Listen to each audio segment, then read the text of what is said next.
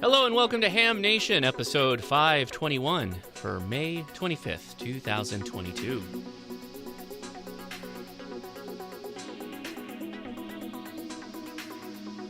Hey, how's it going, everybody? I am Josh, KI6NAZ. Thanks for clicking on the Ham Nation here on the Ham Radio Crash Course. Field Day is upon us. It is this weekend. It's probably the busiest time of the year for ham radio operators, at least for those that get outdoors and like to get on the air. So let's jump right into the fun. Let's say hi to the crew today, starting right at the top there. Joe's back. How you doing, Joe? I'm doing great. I'll have some pictures of what field day is like here in Nebraska, and I will be showing a couple of kits I've been working on. Excellent, excellent. Gordo, how are you doing? We are doing fine. We had a nice sunny day today. Good time to get our field day antennas ready. Did you get lightning over where you were at, Gordo? We got lightning all morning. I had to take some antennas down. We had a fire that actually started from a lightning strike at the Cerritos College. So, wow. Also, Gordo, did I hear it's your birthday? Happy birthday, sir. Happy birthday. It was canceled. It was canceled. Okay, canceled. All right, Sorry. all right. Very good, very good. Don, how are you doing? Well, there's a fire danger in California. That's probably why it was canceled. Yeah, if you exhale too hot in California, you could cause a spark and light something on fire right now. Well, happy birthday, Gordon. My wife's was last Saturday, so your birthday is very, very near to hers. So, well, happy hi to birthday. Dawn.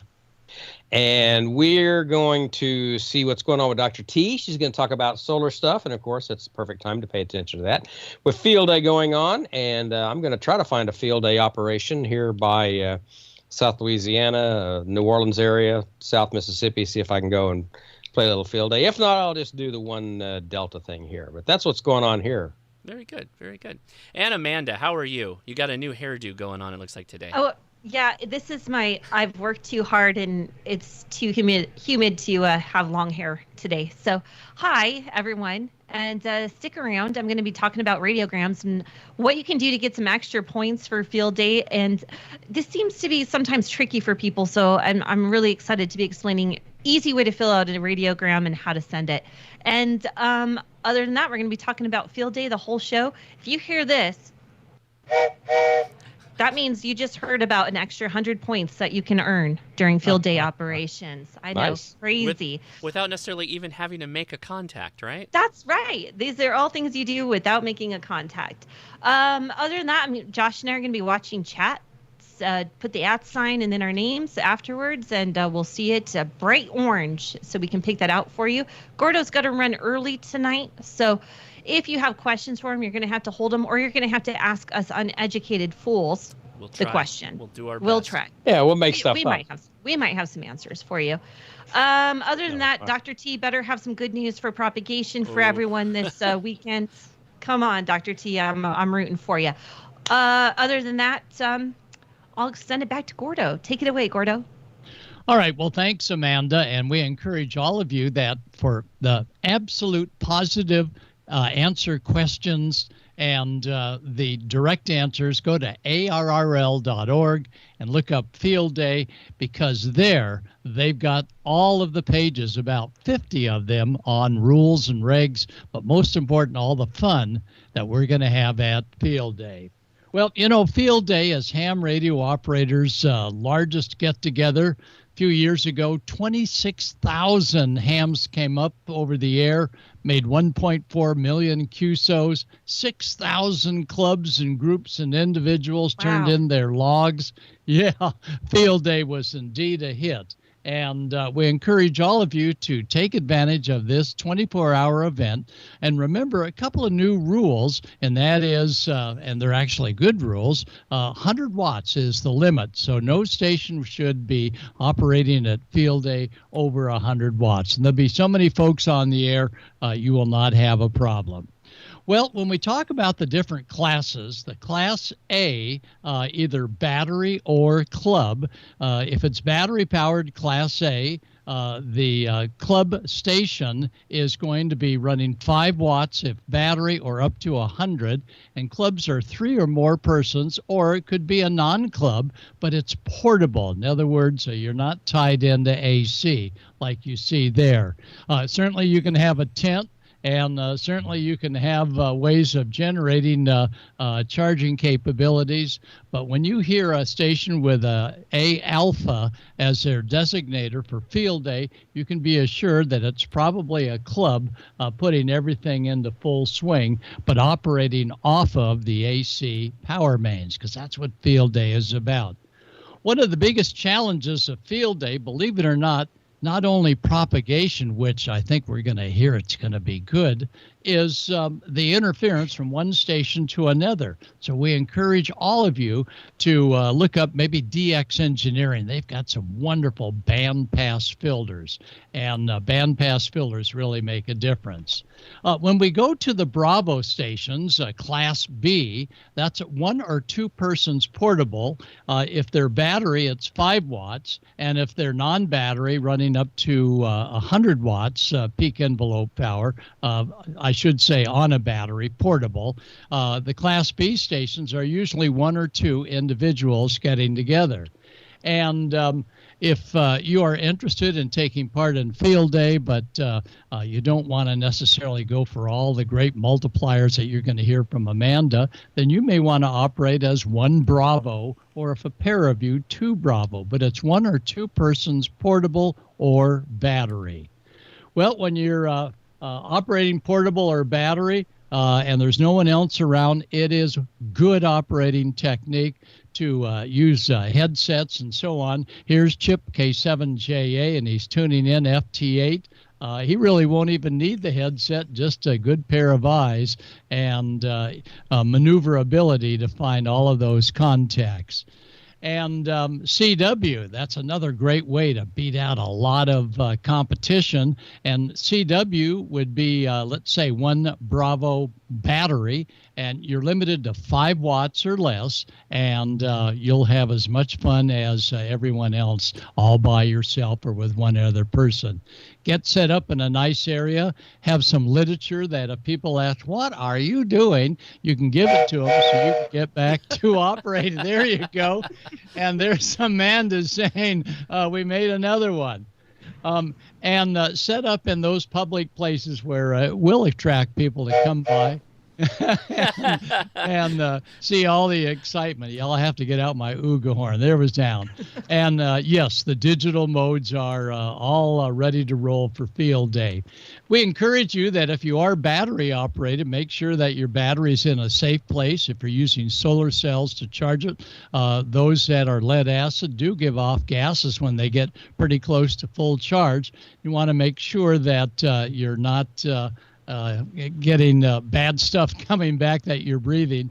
This is the BioInno battery. They don't give off any gas, and they weigh half the weight of a lead acid, and they put out 2 times as much lasting voltage and current. Now, Gordo, yeah. Isn't there somebody that you can maybe put in charge of that to look over your field day site to give you another 100 points? That's right, and I know you'll talk about it, but yes, there's alternate ways of charging that. I use solar panels, but remember, field day you want to try and not be tied into necessarily the AC mains, but we'll talk more about that in a few seconds. And here we see the BioInno batteries, and you know, Kevin at BioInno goes to all the ham shows, and people are just amazed that they're so lightweight, yet they just perform and perform. And that's 100 amp hour that I'm going to be taking to our local Foxtrot station. Well, now we go to Class C Mobile. And the Mobile stipulation is it's got to be something that you would normally use mobile. Well, that makes sense. What they're saying is you can't like load in a whole bunch of stuff from the outside that would not be able to be used when you're mobiling. This fellow, while it looks like a kludge, with all the springs and things, it's perfectly tuned. And let me tell you, he can be driving down the road as Marcus does here in his Jeep, and making solid contacts with good antennas. So if you're Class C mobile, you can put out up to 100 watts of peak envelope power, and you will be heard by loads of people. Now, taking your mobile and setting up on a park bench or a table here for a demonstration, no, you're not mobile. Even though the wagon here that we have for the Coast Guard demonstrations, no, that would not be considered a field day mobile, even though it's in the vehicle. Got to be able to run the radios as you're working. Well, I want to work at home. All right, then you're Class D. If you're all by yourself, you're 1 Delta working your station. And new for 2022 is Class D. Home stations may work each other, where before they were not allowed to. And again, limited to 100 watts of power, and there's a nice little vertical antenna. And this was the vent antenna. I haven't seen them lately, but if ever you see them anywhere that they're for sale, grab one, because they deploy quickly. And if you look real carefully, you can see the yellow ground lines that we have out there. And of course, most important for field day, whether it's any of the classes, is your SWR analyzer. And you can get fairly close to the antenna feed point and see what's going on. And here we see 3 different types of analyzer, from $600 and $700 down to about $100. They all take that dip, and that's what you're looking for. Don't worry if it's 1 1/4 to 1 or 1 1/2 to 1 or 0.6. Just look for that real sharp dip, and then you'll be rolling. And for those that are going to be operating, again, as a home station on emergency power, then you are classified as E-Echo. So D-Delta, if you're working off of your home station off of AC, but E-Echo if you are battery operated, and you'll hear shortly about additional points for you. Well, now we contemplate going to an EOC, and that's an established emergency operations center activated for either a ham club or an emergency group, as we're going to be doing here in California. The Class F stations, when you go in there, come in with good-looking equipment, because you're going to have a lot of city officials looking over to see what's going on, and they want to see a nice, neat, that's it. That even got points, a nice, neat package. And these equipment boxes from iPortable, as well as other manufacturers, they really allow you to put your field day station together in many different ways, and there's even enough room to put in one of those Bio-Inno batteries. And when you do your initial paperwork to lay out your field day station, aerial photographs will help you look around and see what's around that might make noise on HF, and then go ahead and do your map layout. But again, the biggest headache is going to be when you're on 20 and someone else is on 10 or 75 or 40, and as soon as they come on, the station that was in the clear now gets in the mush. And you just want to go, wait a minute, you're interfering with me. Well, that's where big, huge mechanical tuners will help improve the Q of the station, as well as, of course, the bandpass filters on the transmitters. And your field day station gets extra points. Go ahead, Amanda. Extra points. Thank you. Long delay echo. If you have a greeter, as we see right there, ready to greet incoming people wanting to say, hey, what's going on here? And good signage and good ARRL literature give out. And you know, that greeter really makes a important thing, because you might have someone just sort of come up there, and if there's nobody there to greet them, they're going to go, okay, see ya. But it might end up the city mayor or the Parks Department director that gave you permission to operate there. So make sure that greeter has everyone sign in, if they would, and takes them around and gives them a little explanation. So that helps a whole bunch, and that is having a greeter. And I like ARRL literature. The league has been very supportive of all hams in these ventures. And look at that, a code key set up there. And it's fun to let the kids tap out their name. And yeah, that's extra points. And You can even have them, if you've got enough time and enough personnel, to have them build their own clothespin CW oscillator. We go for Piezo Electric as the sounder. We try and stay away from buzzers because they take a few seconds to come up to speed, and that can create bad sending habits. Oh, now these two guys, they know how to make sure no one has bad habits. That's Joe and Don. And Yeah. If you want kits, see us. We can tell you what kit does the best. And let me tell you, any young field day attendee that builds a simple little whatever kit, they are delighted, and they'll always remember that experience. We like to put them on the air as well, but we have to be cautious because if you're going to take away some field day points from your operating stations. So if you've seen this photo before, it's the lead of our new 2022-2026 technician class book that, yes, it finally is printed and it's available now. The cover shows kids talking on it's a radio, but it's in the PA mode. So they hear their voice coming out of some distant other, quote, radio. It's really a speaker. And it really gives them the thrill of going on the air. Or if you've got the capabilities, get them on the air as we see here. Always remembering RF safety, keep them away from the active antennas. And we like the ComSpec dog and cat and gerbil finders. We bury or hide the little transmitters, and this gives kids the art of direction finding to be able to zero in on these things. And if you've got a go-to station with an operator, yep, that's extra points. Kids make great operators, and you'll be surprised as to how many contacts they can make. And we like the accessories. That's the Heil sound device that takes the audio coming out of your radio and makes it soothing for everyone to hear. And we encourage you, don't have headphones on everybody because people want to hear who the operators are talking to. Yes, the ARRL says the International Space Station. And this comes from Rosalie White, who is the ARISS, the head lady that keeps us all up to date. She says we've got 3 passes over much of the United States during the field day period just on Saturday. So we hope that you'll go to heavens-above.com or just type in heavens-above and click on it. And get down to ISS. You'll need to put in your own grid square, and then you'll be able to see when you're going to have an ISS pass. Here on the West Coast, 11:44. And it's going to be a great one. So even though it's crossband, and they say that crossband is not permitted on satellites, we had to clarify, does that mean the space station?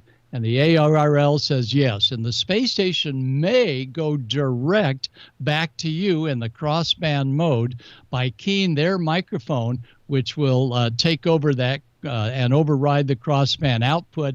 And you may have an astronaut saying, are you having fun? And did you get fed down there? So listen for NA1 SS or some of the other signals that may come out. There's a great pass on Heavens Above. And that's Clint. Clint is a great educator of showing all about satellites, and you'll get a lot of field day participation. There you go. Yeah, extra points. And community emergency response team, it's good to reach out to CERT operators and let them feel a part of field day.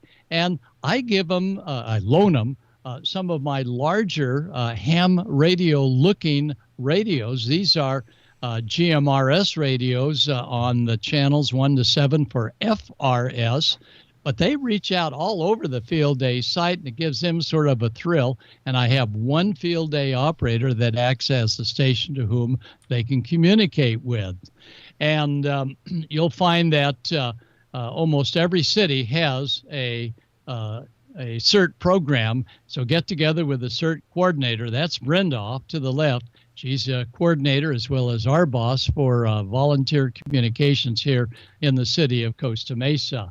And of course, the higher we go, microwave, mesh, WindLink, all of these are wide open for field day operation. Solar panels, let's hear it. Thank you. Boy, long delay echo. Solar panels absolutely allowed. And I like to hook up a small little amp meter and show them what a little shadow or a little blob that didn't get cleaned up from the passing bird can do to knock down charging current. That's the meter right there. So deploy those solar panels. And Kevin at BioInno says, if you want flexible ones, we got them as well. So a lot of advances in solar panel technology, and they're squeezing out a few more 100 milliamps on every 1 foot of panel. And of course, an easy up shade and hydration, very important. And we encourage all of you to have a safety officer. So anybody underneath an antenna that's being put up, making sure they have a hard hat, making sure they have safety glasses, making sure that if this thing should come down in a high windstorm in the middle of the night, it's not going to clobber anybody. So all of these things are so important for the safety officer. And this is my pet peeve, and that is almost walking into some of these ties where they were not trimmed all the way down to what they're holding on to. So, and make sure that you've got protective lenses on when you close those clippers, because that thing will go out like an arrow. So make sure no ties, especially at kid level, eye level, or at adult level, eye level. Make sure they are all absolutely cut all the way back, and that way no one's going to get any problems with those. And I like to list all of my elements that I've got to slide in and out so I'm ready to go. And a sawhorse, boy, that makes a big difference rather than bending down and busting your back or your butt. And watch out for these. You may have a new operator going, I bet I can share 2 radios on one antenna. Not until you transmit, and then that other radio is dead. Never, ever, ever use a T connector for either receiving and devastating transmitting from one radio into what you thought was the antenna. Nope, it's going to go into the other radio's field effect transistor, and that radio is now kerchunk. So no T connectors. Never, never, never. And I use vice grips to not only hold antenna mounts, but I put a 3/8-24 with the SO239 on the other end with that little white washer, and that gives me an easy mount for the ham sticks or buddy poles that I use. And is your coax good? The way I simply check coax is I back off that outer screw-on connector. I wet my thumb and put it over one end, and with an ohm meter at the other end on its highest scale, I should see when I do my thumb over the connector that I'm going to see that there's an indication at the other end. If there's no indication, I've got an open. If it lays all the way over to the right, I've got a short. So use the wet thumb technique for field day to find out the coax is good. And then do your coax runs safely, because in the middle of the night when someone is out exploring, if you've got coax, especially at night when it gets nice and stiff that you see here in the photo, you're going to find the next morning some poor hap flat on his or her face tripping on the coax. So watch out for trip hazards. Andersons, oh boy. As I did, I took out my Anderson connectors and, oh boy, that's ugly. So I knew I couldn't use a couple of them on a multi-Anderson, and that's because the plastic, after a few years, just gets brittle and breaks. And make sure that your Andersons are perfectly aligned and that the blades are down. And here you see misalignment. Some people use super glue. Others put the little tiny black doodad that comes with them in that hole to keep them out or keep them spaced properly so they're both coming out nice and flat.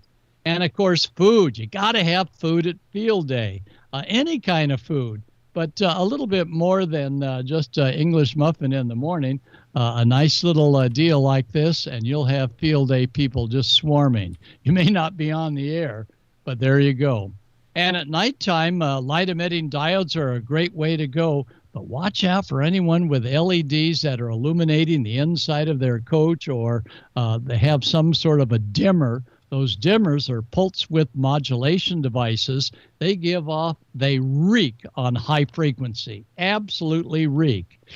Small LEDs will also create the same problem on a dimmer. So watch out for light-emitting diodes. And again, the headset, she's having a great time, making a wonderful contact. People looking on going, but where's the other side? Well, as soon as you pull the plug and now the system opens up, you hear both sides of the conversation. So encourage all of your field day operators not to operate with headphones unless they've got one of those phone plugs like this and a radio that you can plug it sort of halfway in, and then you get audio both in the headphones as well as coming out. Most important, you're logging. You individual operators will be doing your own log, and you've got your own probably small dupe sheets. For those that we saw earlier with Chip rolling it, he's got the electronic logs. They're all good Cabrillo format. So nothing beats a paper log if you're operating by yourself, and that's Mike O. And he's got a full page of entries, and he also worked the International Space Station a few years ago. So neat things for field day. When nighttime hits on Saturday night, time to make sure everything's set and sound. If you're permitted, make sure your little campfire will keep everybody warm and cozy and camaraderie, because that's what field day is like. Because the next morning, you're going to see who the real field day veterans are, and that is who's left on Sunday morning to finish off the contacts. And usually on Sunday morning is when a lot of home stations will come up on 6 meters and give out a ton of contacts and 10 meters for other home stations as a tech. And there's Janet Margelli, KL7 Mike Foxtrot, packing everything back into the vehicle for field day. In fact, we're wishing her happy retirement. Yay. Janet is with Ham Radio Outlet, Anaheim store. After many, many years, she is retiring, but they'll still be attached to HRO because Chip will be there with all the work he's doing. So, Janet, thanks for all you've done for field day and taking care of those last-minute critical requests by hams going, oh, my gosh, I got to go to the local ham store and get something. So field day is coming up within hours. We hope you all have a safe field day, and we can't wait to hear you. And now we're going to go over to Amanda with a magic horn, and she may turn it over to, well, we'll find out.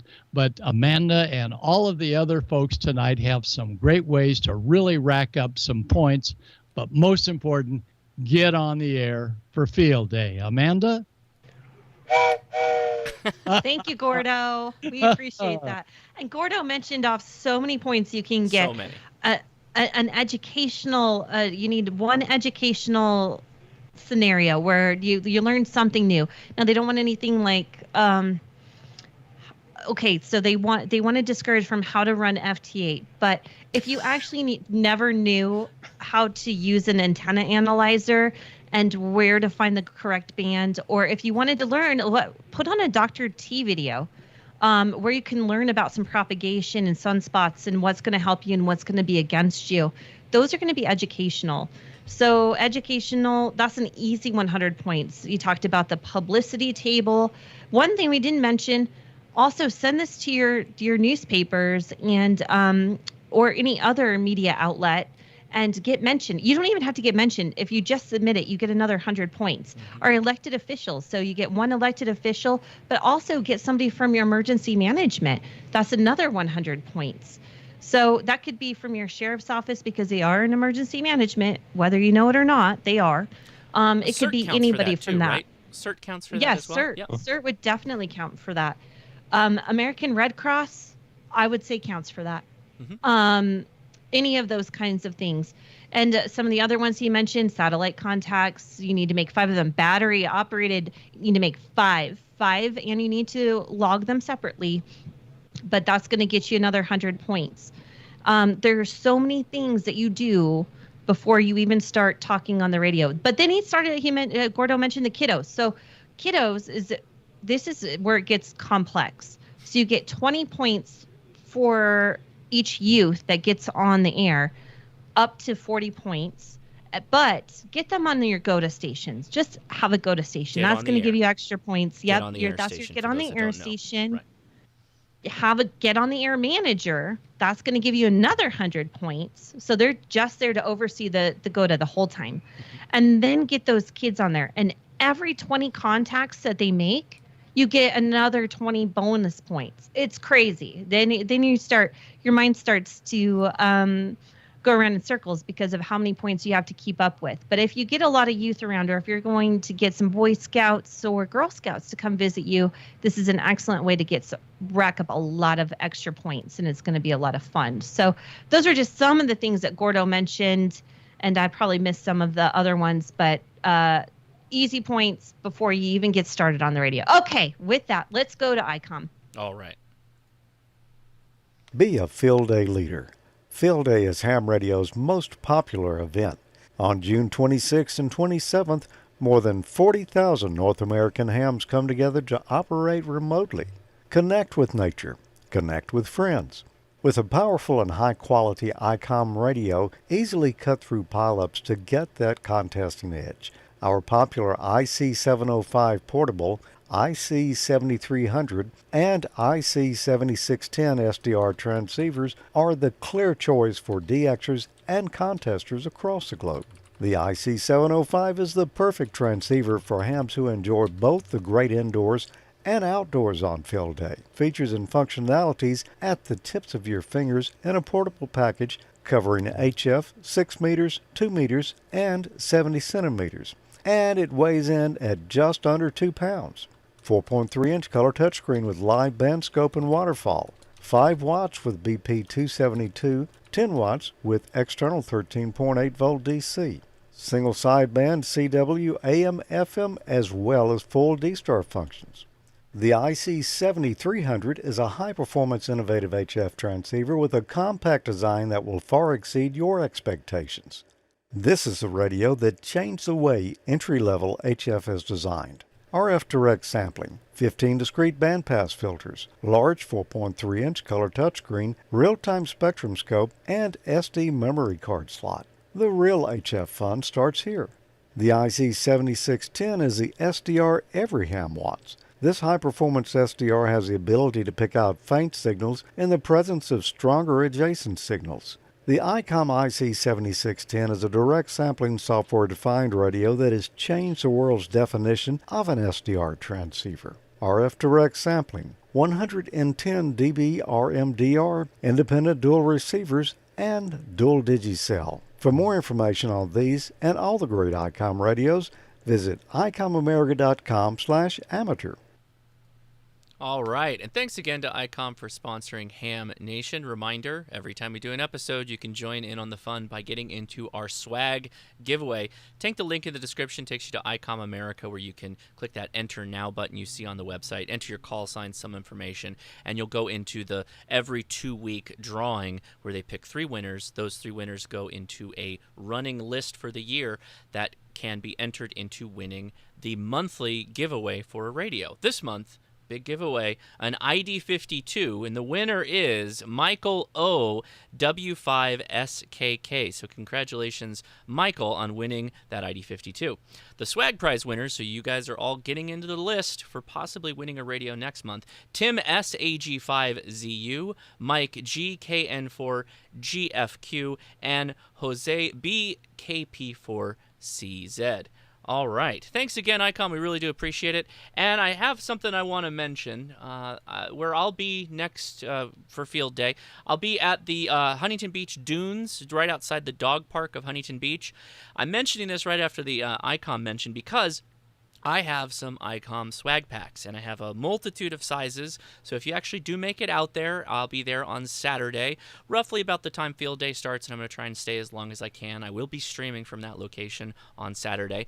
I'll give you one of those swag packs if you come up and mention it. Anyway, so I wanted to make a big mention of that for anybody that's in the area here, Southern California, Huntington Beach, just north of the pier, right around where the dog park is. That is where I'll be. Look for the antennas. It is the Huntington Beach Racies group. Should be a lot of fun. All right. Next, we're going on to Don. Don, take it away. Thank you very much, sir. We're going to get into the news of the week from Amateur Radio Newsline, and we're going to see what Dr. T has to say about Field Day propagation. Let's go ahead and just get into that now. From Amateur Radio Newsline Report number 2329, this is Ham Nation Headlines for Wednesday, June 22nd, 2022. We begin this week with disaster preparedness. As the world focuses increasingly on changing weather and geologic hazards, a disaster response program with wide-ranging potential has made its debut in Germany. Germany's amateur radio community is launching a wide-ranging programme of disaster response. The pilot project is being led by the German Amateur Radio Club, the DARC, in cooperation with Notfunk Bodensee, a Lake Constance radio response group.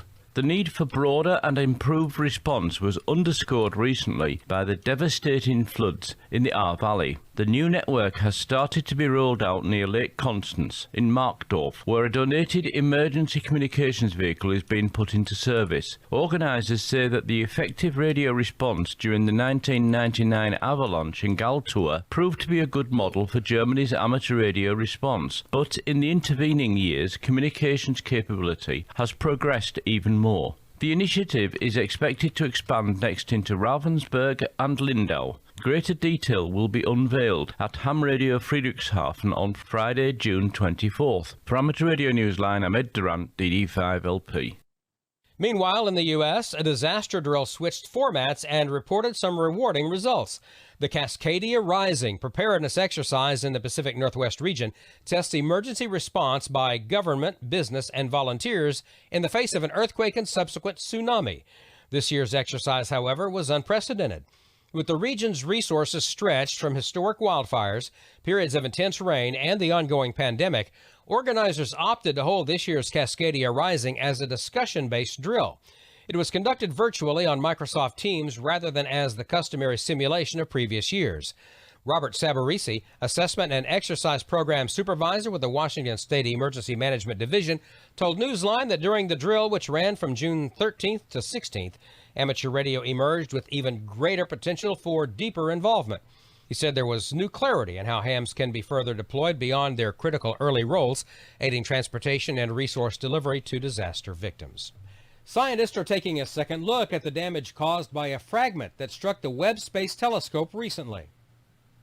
The U.S. Space Agency NASA is assessing the impact that a micrometeorite strike had on the James Webb Space Telescope, which it struck last month.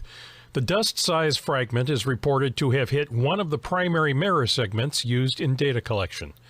Engineers' initial assessments show only a slight change in the performance of the mirror and were able to reposition it in an attempt to compensate for the strike.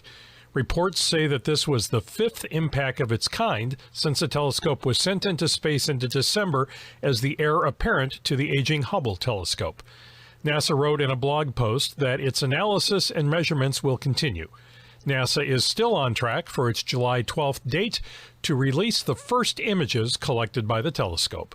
For Amateur Radio Newsline, I'm Paul Brown, WD9GCO. And that's all from the Amateur Radio Newsline, your independent source for amateur radio news for 4 decades and counting at arnewsline.org.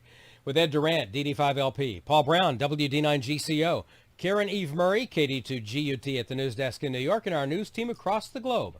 I'm Don Wellbanks, AE5DW 73. We'll see you next time here on Ham Nation. Now, here's the solar update from Dr. Tamitha Skov, WX6SWW. We're coming down from a solar storm that sideswiped Earth, and some new big flare players are keeping us on our toes. Those stories and more in the news this week. Space weather this week is definitely turning on the eye candy. We used to have a spotless sun about a week ago, but my goodness, look how things have changed. There are no less than 8 active regions on the Earth-facing disk. In fact, back on the 13th, we had a massive solar storm launch from region 3030 and 3032.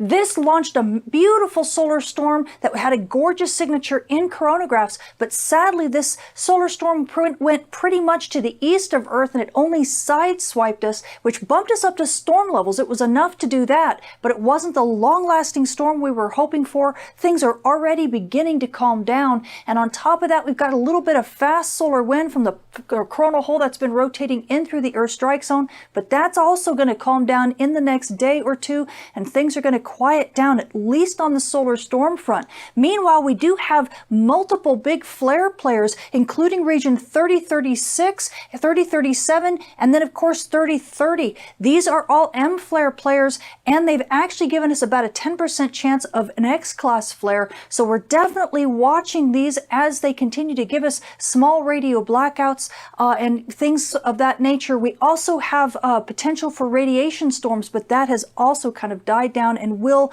continue to be a low-level threat over the next few days. Now, as we switch to our far-sighted monitor, this is stereo A, and it's looking at the sun just a little bit from the side. You can see back on the 13th, all of those big regions kind of in the middle of the sun, whoosh, do you see that big brightening and then kind of like a release? That was the big solar storm that was launched to the east of Earth. It was a massive solar storm, and that basically quieted down all of these regions. We've been getting a few big flares from there, but not really anything as substantial when it comes to solar storms. However, Earth-directed solar storms are still on the menu. On top of that, as we look east of those big regions, you can see a few more smaller regions. These are also solar storm players, at least one or two of them are, and they're kind of giving us little things here and there. On top of that, we've got a few regions on the sun's far side that we can't see that we are going to be rotating into stereo's view in a few days. Those have also been firing some solar storms, including one really big one. So we're definitely interested in seeing what regions, what they'll look like when they enter into stereo's view. Meanwhile, as we continue looking at the disk, you can tell that the solar flux is definitely up compared to what it was last week. So amateur radio operators and emergency responders definitely enjoy the radio propagation on Earth's day side. The radio blackouts will continue, but radio propagation should stay in the good range. Switching to our solar flare and particle radiation storm outlook over the coming week, believe it or not, we do have 8 active regions on the Earth-facing disk right now, with several of them being big flare players. So we have things in the yellow when it comes to big flares and radio blackouts. In fact, NOAA's giving us about a 30% chance of M-class flares, and that's going to be a slightly decreasing risk as time goes on, but we still have about a 10% chance of X-class flares, and we're going to be dealing with that risk for a little while until region 3031 rotates off of the sun's west limb. So radio blackouts are definitely on the menu. You GPS users, you're going to need to continue to stay vigilant on Earth's day side, and especially near dawn and dusk. The nice thing is that solar flux is back up into the mid 100s. We're sitting almost at 150 right now, when flux should continue to stay that level easily over this next week. So amateur radio operators and emergency responders,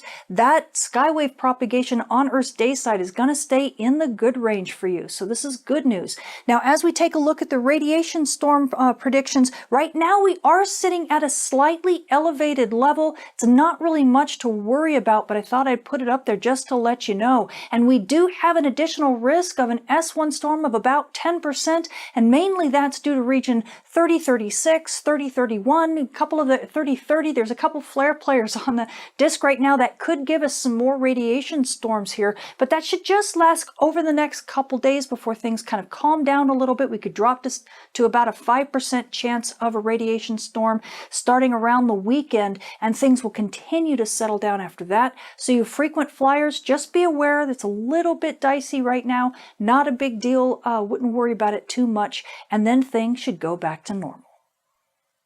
So the space weather this week has definitely been bumping up the activity level. We are coming down from that side-swiping solar storm that passed by just the last day or two. It did bump us up to storm levels and gave us a little bit of aurora, but not all that much. And now we're kind of dealing with the wake and the fast solar wind that's coming after that. If you're an aurora photographer at high latitudes, you know you still could get some shows over the next few days before things kind of settle down a little bit.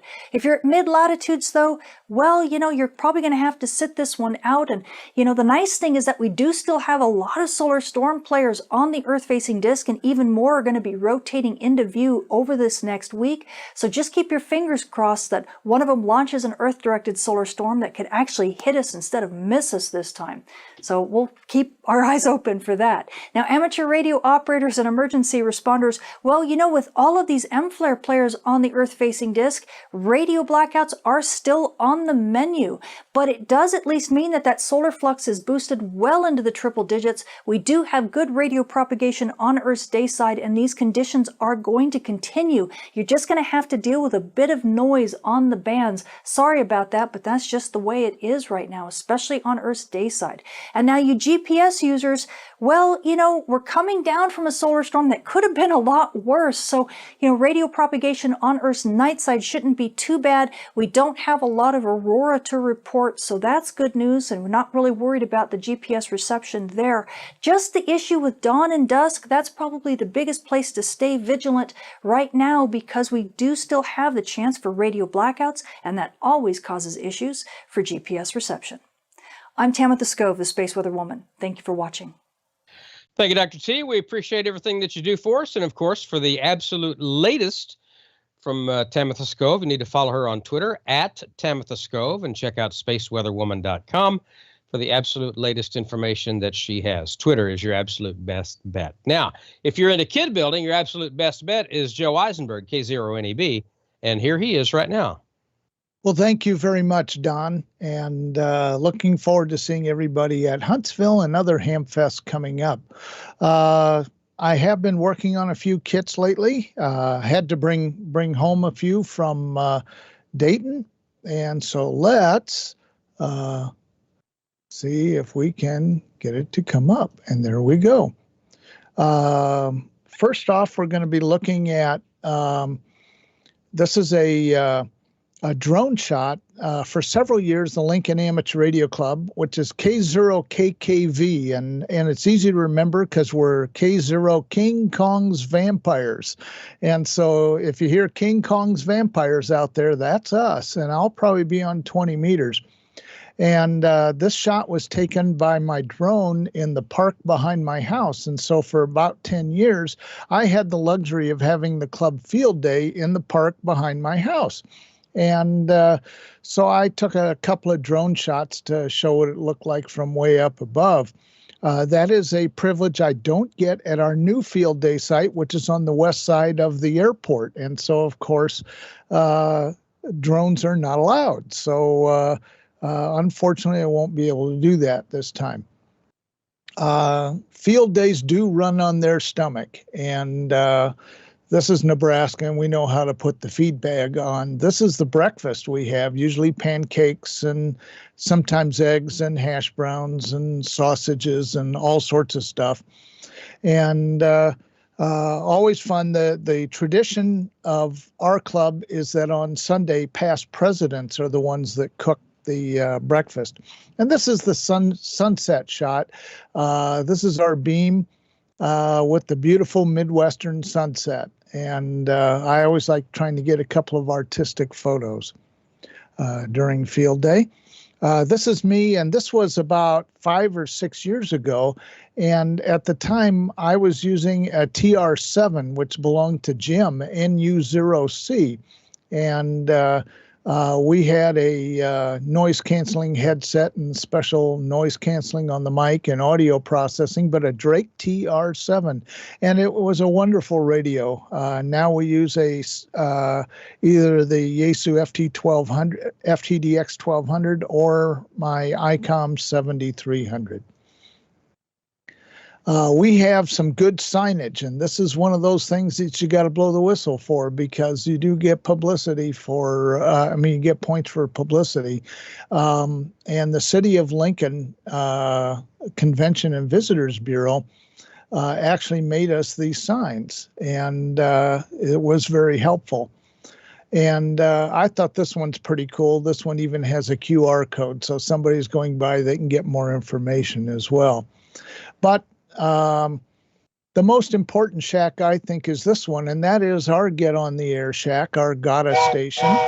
And this one, of course, is worth extra points, and you can get your visitors on the air, and it's a lot of fun. By the way, that tri-band beam, we have kind of a unique way of using it. We have a triplexer, so you can have 3 transceivers on one antenna, and it works. And we have bandpass filters as well. So we have a triplexer and bandpass filters. So we can have 3 separate radios using the same beam at the same time. And so the Goddess station will be on 15 and 10, and I'll be on 20. And then we have wires for 40 and 80, and we have another beam for 6 meters. And so that's pretty much what our field day complement is. You never know who's going to show up at field day. This was kind of a surprise a couple years ago. The Red Bull girls were there with those Red Bull cars with the big cans on it and stuff. And they distributed free cans of cold Red Bull to the entire field day. And I asked them, how come you came out here? And they said, well, the Chamber of Commerce gave them a list of prominent weekend events. And there were things like different baseball tournaments and so forth. And there was something going on in the park where we were as well. And then they saw us all set up and they said, oh, we got to see what this is. And so we actually put them on the air for a while. And so that was kind of a fun surprise for the Red Bull girls to visit field day. This is our Goddess station. This is what it looks like in operation. And that's Greg, KT0K, and he is our CW man. And he pretty much lives on 40. He does 40 CW and sideband as well, and sometimes digital modes as well. So that's Greg, KT0K. In the evening, well, we got to have our burgers and dogs. It is Nebraska, and so we run on that stuff. And it's always a lot of fun to take a break from yelling and screaming and making contacts and get something to eat. You don't know when somebody is going to crawl in behind you and put his hand on your shoulder. This was, at the time, the governor of the state of Nebraska, Dave Heineman, and he had recently taken office, and he came out to see what was going on. And like I said, I was busy operating. I could not look up. And he puts his hand on my shoulder, and I look around, and there's the governor of the state of Nebraska behind me. And he says, oh, you're doing real good. I'm not going to interrupt you, but I will wait for you outside. And so I operated for another 20 minutes until I got another operator so I could talk to him. And elected officials are extra points. So let's go talk about some kits. And this is one of the ones that I brought back from Dayton from the 4 days in May QRP gathering. What you're looking at is the circuit board and all the little parts. And you see there's not that many pieces to this, but it does take about an hour or so to put this thing together, because all those pieces you break apart from the middle of that board. And so what we do is we break them off, and then we take a file or an emery board and smooth it off, because they do have to be level when you put it all together. And we'll take a better look at that circuit board there. And you can see the little holes that are drilled in it.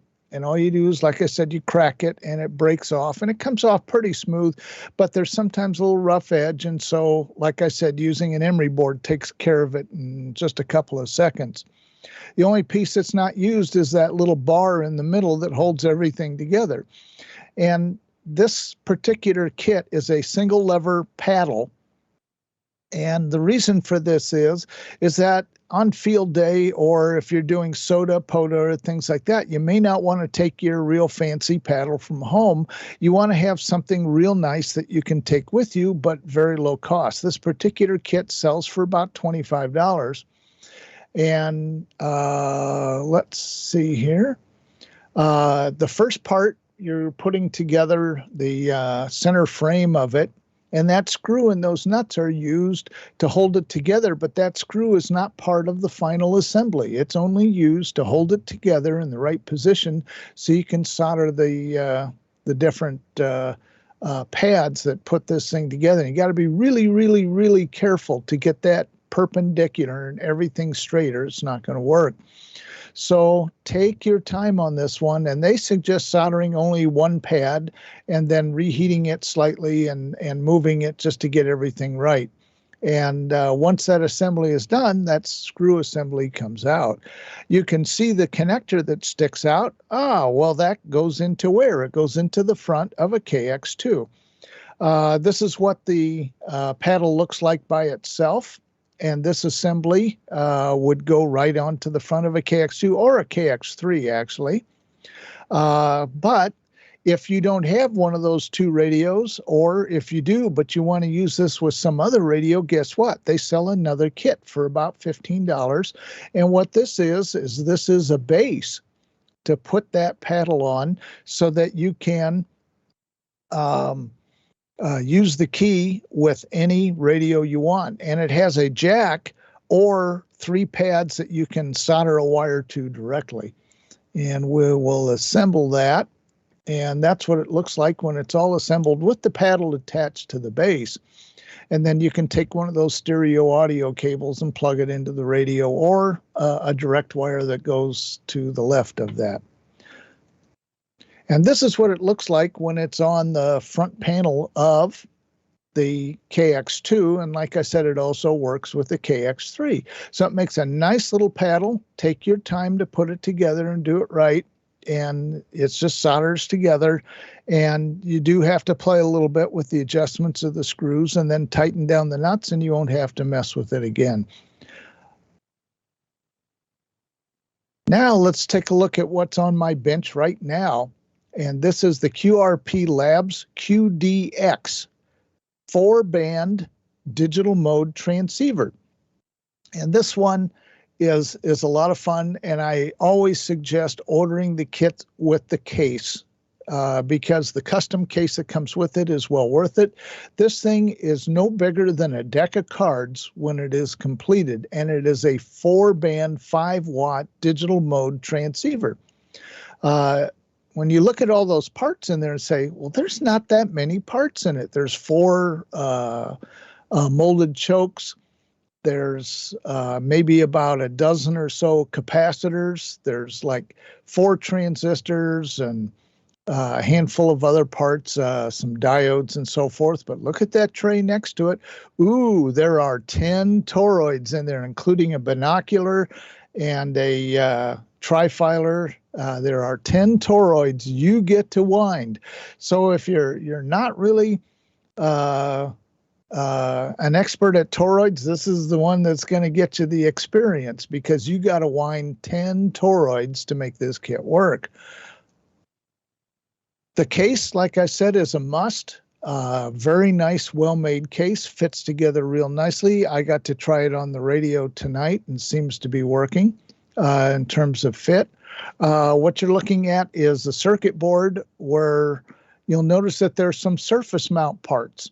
Those are all done for you. The entire bottom of the circuit board is full of surface mount parts that you don't have to mess with, including chips that make it an SDR and has an onboard computer sound card that Windows and Mac will find as an external audio device. Don't need any drivers because both OSs support it. In the middle there, the shiny part, that's kind of the heat sink for the 4 BS170 transistors, which are kind of parallel, which makes up your 5 watts of output. This is what it looked like when I added the binocular toroid and the transistors. I actually have all but one of the toroids done now, and all the plugs, jacks, connectors on it as well. I just don't have a picture of it yet available to show where I've gone on this. But hopefully in the next day or two, we will be finished with the assembly, and I'll be making FT8 contacts with it. This thing works on 80, 40, 30, and 20 meters. So once again, 80, 40, 30, and 20 meters. FT8 contacts with something that fits in your shirt pocket. And I'm looking for a Windows tablet. And I've seen these that have Windows 10, but it's like a 8-inch tablet and has a USB connector on it. All you got to do is plug it into this and give this thing the 12 volts and an antenna, and you will be on digital modes with something that will just fit nice in your tablet or laptop bag. And that is what I've been up to, and that is what's going on. So, yeah.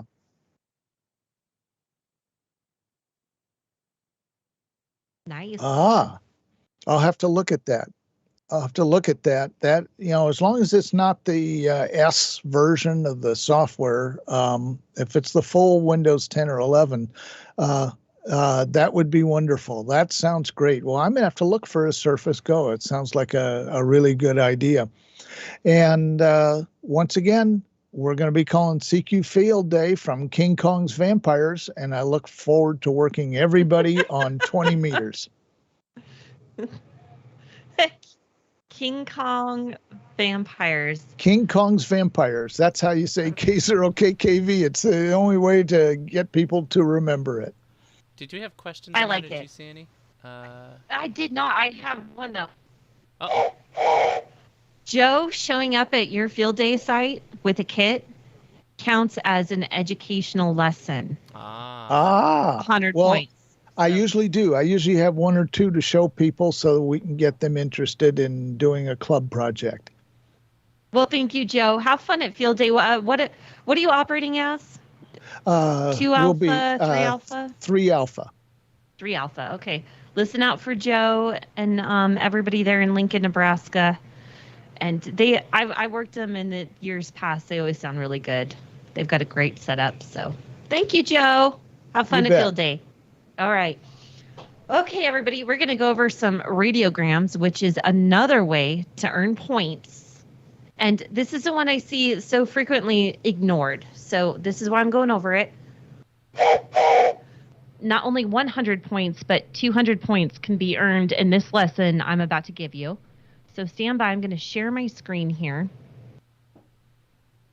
and introduce you to radiograms. All right. Let's switch over here.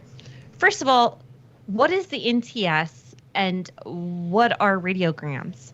And I'm going to give this courtesy of the Colorado Traffic Net because they put this slideshow together, and I'm not going to go through the whole thing because I'm really going to go over the radiogram. But this is why the ARRL was actually structured. American Radio Relay League was Relay League for a reason, and it's because of this. So let's go up one. They started in 1915 using voice, CW, and digital, and Aries and everything was involved in putting this together. Now it has moved to the point where they actually have official relay stations, which you can apply for. There is, just go to ARRL.org and you can find out how you can apply to be an official relay station. And make sure you have the right equipment to do that. But it is fun to learn about this. Or you can be a digital relay station or a section traffic manager, which we have a great one here in Colorado. Willem AC0KQ is just awesome and does a lot for the service. So that's why we do it. Why did we do it? Because back when we didn't have telephones or any other easy way of transmissions, we wanted to let loved ones maybe overseas, even across the country, maybe even in the next state, maybe even in the next city, know what was going on with us. So they came up with this huge database of ways you could send a message, and pretty amazing. But we still use it today, right, to keep up our skills. So that's what we're going to go into, is that you still get points now during field day, and you get 100 points if you send a radiogram to your section manager or your section emergency coordinator. So that's your first 100 points. Then you can earn another 100 points by sending 10 points each, a different radiogram to individuals. So if you're there at field day and you don't know who to send these to, please print this out. Please find out where you can find this fillable radiogram. Do it. You can do it ahead of time, so you still have a couple of days, or you can do it on site, but fill it out and then transmit it over RF during field day, and you're going to get these points. And it's pretty neat to say the least. So let's start from the top. This seems overwhelming. You see this little form and you're like, bah, what do I do? All right. So I like to, and this might be not be the way of teaching for everyone, but I like to start with my message. I know who I'm going to send it to, and I know all of that, but let's start with the message, and then we'll go about how we send it. Okay. So I'm sending this one to Gordon West, supposedly. I will probably send him one over field day because I always do, because Gordo is one of my heroes. And by the way, if you don't know anyone else to send a message to, pick any one of us Ham Nation hosts. We would love to receive a radiogram from you. It would be fun. So I started with Happy Field Day, Gordo, as you can see here on the screen. X. What's the X-ray for? X-ray is the period. Okay, so that means that's the end of the sentence. WE0FUN, who is what we're going to be operating as this year, has 22 participants and plenty of good food, because food is very important in field day, right? X-ray. So that means end of sentence. How was yours? Query. What is query? That means you're leaving a question mark. Okay. So we have X-rays for periods and query for a question mark. Now, an exclamation point, I don't actually know if they have one. You might just want to leave an exclamation point. So that's the easy part of this whole scenario. We've got the message. Now, we have to go back up here to the top where we have a number. Oh my God, what's the number? What's the number? The number relates to you in your whole life. Now, I'm not judgmental about this. So if every one of your radiograms starts with 001, so be it.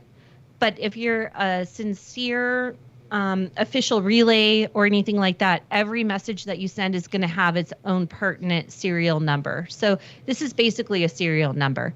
If I had to guess, I have sent out, I'm going to say maybe 45 messages. So this would be number, well, let's say 40. This would be number 44 for me. So that is your serial number. Okay. So next we go to precedence. Oh my gosh, what is that? That's craziness. So let's switch screens. What is a precedence? I don't even know. So our precedences here are emergency, priority, welfare, or routine. What if the P is level of panic?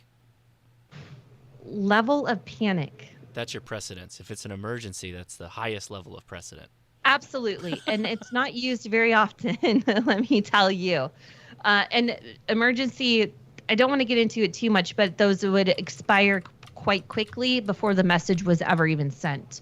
So priority, again, most of these are not, I'm going to give it to you easy for field day. These are going to be routine messages. So you just use the letter R. But just to say, emergency, never, ever abbreviated. You have to type the whole thing out. So let's go back to our radiogram where we have our precedents, and this is going to be a routine. Now we have this little column that says HX. What is HX? I don't even know. And when you're looking at somebody that says, here, fill out, you go to field day and they're like, here, fill out one of these radiograms, you have absolutely no idea what they're talking about. So let's go down to that. Those are your handling instructions. So a lot of this, again, comes from a very archaic time. So if you're reading here with me, collect landline delivery authorized by addressee within X and X miles. If no number, authorization is unlimited. Again, you're looking at it like, I have absolutely no idea what this is saying. So they're saying back in the day, you used to, if you couldn't call from one town to the next, it was going to be, you're going to have long distance charges or things like that, or call collect. So they're saying if no number, authorization is unlimited, find this person no matter what. HXB. Cancel message if not delivered within certain hours of filing time.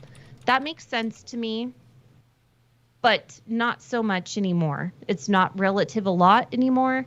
HXC, report date and time of delivery to originating station. Okay, this one's relating to me. I get a return like receipt read. Okay.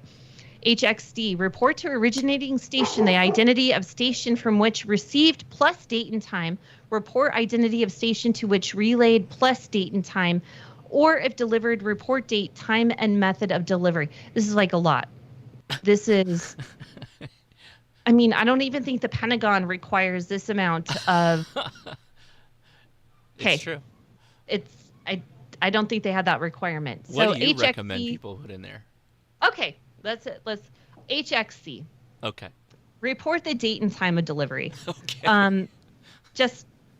And again, this is it's a little confusing, but they actually, if anyone wants to know, they want you to use HXG, which is delivery by mail or landline, toll call not required.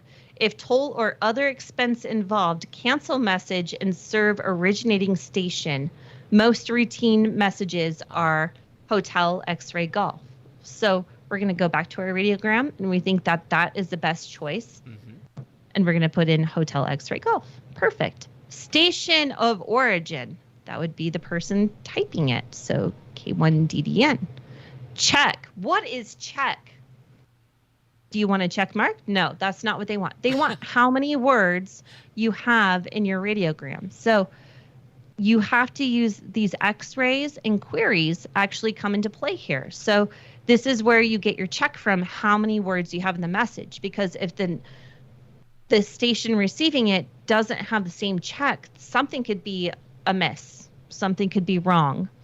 Or it could be incomplete. And that's important. So then they would probably send a message back saying, please resend, so that they could get the correct message. But our check here today, we have 5 across each line. So we have 15 plus 4. So we have a 19. Our check is 19 words. Place of origin would be your town, Canyon City. Time file. Now this is a great question, but the absolute answer is your standard time, not Zulu, because this is going to change the date of it and everything else. Right. So it is 2011 here in Colorado. So that is the time filed of a date of 06/22/22. Okay. Now, here's a question, since you're right on that line. Place of origin, there could be another Canyon City. How do we know you're in Colorado? Oh, so that's a great question. We can go actually here. Yeah, because I appreciate the local time. That makes sense with the date, but then I'm not seeing Colorado here, so I don't know how to, unless I use your call sign, but then that's an assumption too, right? That's true. So, yeah, see, they have CA there, it looks like. So maybe that's needed. So you might want to put the Colorado. I mean, I'm just curious. There's only one Canyon City, but sure. Yeah. Okay, so we'll put the Colorado in there just to make it legit. But as I saw in their little diagram, they didn't actually put time filed. So I'm curious about that. So I guess that's one that you could leave blank. By the way, if there's one to be left blank, most times it's this handling. Probably, that makes sense. The Hotel X-Ray. All right. So next, you go to the 2. Okay, we're just gonna say Gordo West. Yep. Funtown, California. That's right. Or Funky Town. He's right next to Funky Town. Yeah. I might call him Cat. I might call him Cat Town. Cat Town. I will call him Cat Town. Mm-hmm. And then I don't even know 90210. That's what I know in California. That's it. You nailed it. Okay. So this radio message was received at that is not for you to handle. That is who you're going to pass it to. Okay. Mm-hmm. So that's they're going to give their marks on it. Now, the only other thing we do is go down here and the received from dates and time. Again, none of that you have to worry about, because that's not your responsibility. That's who you send it to handle this traffic. One other thing is, do you see where my cursor is right now? Mm-hmm. Oh, yeah, it's kind of in a blank space. This is a blank space where you can leave your signature. So you can leave a 73 Amanda K1 DDN, and that does not count in your check. Okay. Okay. That does not count in your check. That's just your courtesy sign off. Have a nice night or day or whatever it is. So now what we need to learn is how the heck do we pass this? Who do we actually talk to? So we have Right. two options. That's my question. We have two options here. We can pass it to local resources that will get it from there. Okay. So here locally in Colorado, we have all of these repeater systems that we can send this on. That's great. But if you're really out in, let's say you're out camping in Moab and you're trying to get a message home to your wife or husband, and your only chance is some RF, that obviously a repeater is not going to work for you. It's not going to work. So we can go on to HF. So we can look at some of these frequencies here where you could jump onto a traffic net. And you can do it on 40 and 80 are the most popular. There's one on 20 as far as I can see. But then you're going to have quite the setup and quite the HF rig to make it onto this. And then you have to wait in line. So you have to check in. You have to get on the check-in list. And then you kind of comment if you have traffic or not. And they'll take it and those kind of things. And make sure you check in on the correct net, because if you're out of area, they kind of get a little... But they're usually not problematic about that. If they can copy you, they're going to take your traffic. Okay. But we do have another way. We have WinLink. Oh, okay. Yes. So let me open up WinLink here. And this is amazing. So, and I'm going to talk about this two ways, because there's the Aries way and there's the radiogram way. So we have the opportunity. I'm going to go to a new message here. And you can... anyone that's familiar with WinLink is used to this pop-up. Mm-hmm. And then so you're going to select your template here. And we can go to ICS forms, and you can send a 213. Now, this would be perfect to send your section emergency coordinator, because they know all about this. Mm-hmm. They would be all like, oh, awesome. So boom, it just pops this up. So you can send an ICS 213. It counts as the same radiogram for the 10 points or the 100 points, whether you're sending it to your section manager or your section emergency coordinator. You can do it this way as well. But you can also send that radiogram the same way. So either way, and let me start a new message here. Okay, new message, got it. Yeah, so select template. Template. Uh-huh. Standard templates. And we're going to go to our general forms. Oh, no, I missed it. Radiograms is right here. Okay. Radiogram. That's it. And then look at that. So it's the kind of the same. You got your serial number, your precedence. It's a little bit different, but they kind of walk you through it a little bit. So this is a perfect way to do this digitally. By the way, you don't have to fill out the form. And if you can't find a local repeater net to take your traffic for you, this is truly the way to send it any way you can.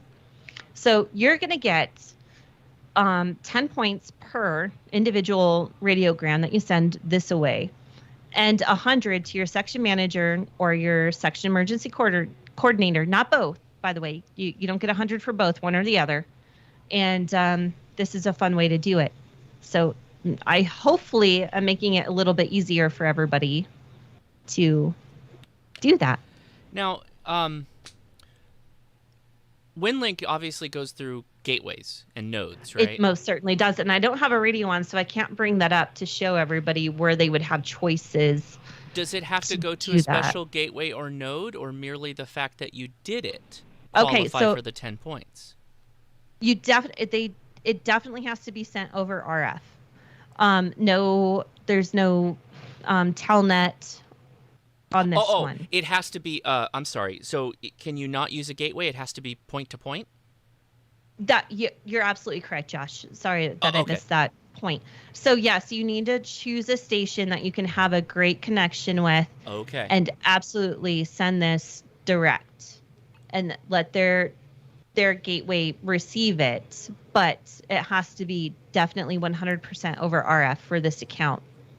Right. So it can't be. I can't send a radiogram to my wife at leia.gmail. That is correct. Yep. No emails. It has needs to be RF to RF. To their call sign Got at their it. thing. Yes. Got it. Mm-hmm. Okay. And that can you're going to find props. So if you know prop, you're going to know when you should be on 40 to send these, or whether 20 might work better. Do your little test message to see if you have a great connection with them. Heck, at night, we might wait until 10 o'clock at night to just do them over 80 when it won't be so busy, because a lot of messages are going to go through this weekend. Mm-hmm. So, I see a lot of traffic nets that occur mainly on 80. It seems like 80 is the magic band for traffic nets. Go back to those. And I'll find it yet. Okay, we do have a lot on 40 and 80. So because they're very close in. So the high noon net is basically for the four corners. So we include Utah, Wyoming, Colorado, New Mexico, and maybe Arizona into that. And that's where the high noon net focuses on. So the high noon net is going to take it, and they're going to hand it off to the next region over, if that's California or the Northwest or whatever. So and this is the thing that is a miracle, is that there are these stations that just want to receive this on the air. So they're going to take this on HF and listen to a whole traffic message, really, and take the check, get it right, and then make sure it gets delivered to the next relay station. So that is the most fascinating thing that I find. Mm-hmm. Indeed. Is that we have like this whole group of people that do this every day. And these are messages. So if anyone's wondering, what are these messages? Well, you saw my very, very important message to Gordo about Happy Field Day. Mm-hmm. These are typical. But another typical one is, we saw that your license is expiring. Please check in soon so that you can renew it. Another one is, congratulations on your technician class license. Welcome to the hobby. And those are going to be left on your telephone because they don't know how to find you on QRZ yet. But there is this other thing where it is not always relayed at the end. And I think this is important for everyone to know, is that it's not always relayed at the end via HF, RF, any kind of radio frequency. A lot of times you're going to receive a phone call or you're going to receive an email. But I guarantee you, a traffic net went out of their way to develop a form to have that emailed to you, to put that in there so that you received it. And my favorite ahead, is Josh. we've been trying to reach you about your car's extended warranty radiogram. I'm not sure that would be legal. Probably not. No, don't on do Amateur that, Radio. Don't do that. Please don't do that. But do send these out. Get those points. I would say experiment with it, and hopefully, I know this is harsh for some people, but hopefully someone is actually taking a look at your messages so they can come back and correct you on things that you did wrong. Because that's the important thing, right? Is to learn. You don't, if you mess up, thank you, Josh, for doing that. If you mess up on FT8, someone's going to let you know on FT8. If you, yes, from experience, I know. If you do it in a radiogram, they might just individually reach out to you, be like, so this is what you could have done better. Okay. And you want to learn that. Right. Right? We all want to learn that. So this is what you can do. Excellent. So do it. Send Josh like a bazillion messages over Field Day, you guys. Send them to Joe. I know they want to receive them. Send them to Gordo. Send them to Bob. Bob loves to receive these. Gordo does too, by the way. I love to receive them. And now that I'm the new section manager, I'm going to get a lot. So I'm already like, woo, I get a lot of radiograms. This is awesome. I don't know what I'm going to do with them all. Maybe archive them and keep them in a notebook for later on in life. But I think it's going to be fun. So, okay, that's enough about. Josh, did we have any questions? I think you answered a tons of questions. Actually, I got a lot of people saying, "Oh, that was my question. You just answered it. Oh, that was my question. You just answered it." So I think that was a. I got to be honest. I don't think I've seen a lot of videos on YouTube where people really talk about traffic nets and handling messages. So that's fantastic information. It's pretty complex. I mean, I probably could have gone an hour and a half. Oh yeah, it sounds like it. Like overwhelming. It's been around for over 100 years, right? So it's got to be relatively complex in how we do it, or refined to a point where we're doing it in a very specific way. That's cool. Yeah. All right. Well, thank you, Amanda. Send us radiograms. All right. Thank you, Josh. Yeah. Well, we got to wrap this up. We do. As you can see, Gordo and Don. Gordo's actually heading out to do some field day planning, and Don had to hit the road early. So, yeah, everybody, I think that's pretty much it for us. Do we need to mention some nets, Amanda? We do. And a couple other things. The Colorado Avs are playing right now, and they're not winning. So, everyone get on my side. So, go Avs. Second, I am a huge field dayer, and this year has been interesting. So my parents have COVID. I work with my parents on a daily basis, and I have been exposed. So I am basically in quarantine mode. Jeff and I are going out camping by ourselves and not with our normal club. But we're going to put up a wire and do what we can and still have awesome food, a lot of adult beverages, and see what we can do on the airwaves. So if you hear us on WE0FUN, We0 Fun, make sure you give us a shout out, and hopefully we do get out. And other than that, let's go over the nets. We have 14 Charlie for D-Star, 31012 for DMR, and 7192, I think Kevin should be around there, and 14268 for Steve on 20 meters. So thanks to everyone. Happy field day. And I still think that there should be 100 points for a great food setup. Just saying. ARRL, look into it. The comments are telling us that it's 2-2 and tied right now, Amanda. 2-2. Okay. That's pretty high scoring for a Stanley Cup game. Right? Oh man, the other night it was 6-2. Oh my goodness, lost. That's really crazy. Hey guys, I'll mention this because Amanda's got to get out of here. She's got to go watch this game. But here's what I'll tell you about Field Day. Field Day is the perfect opportunity for all of you that are technicians to try HF. Field Day is also the perfect opportunity to be very serious about ham radio and make lots of contacts and practice good operating. But it's also a really good time to have a lot of fun with hams, have fun eating, and if you're old enough, maybe a couple of beverages of adult nature. But it's supposed to be fun. Get out, practice off-grid communication, have fun while doing it, and learn something. That's like the best kind of weekend you could ask for, right? So. Yep, we'll see everybody on Field Day from here. All right. Thanks so much. And I think Amanda's she dropped. I think she did. Yeah, she had to go. She's that excited. Anyway, thanks so much, everybody. I'll play you out. 73. Enjoy Field Day. Do send me your radiograms. Tell me how your Field Day's going, okay? Thanks so much. See ya.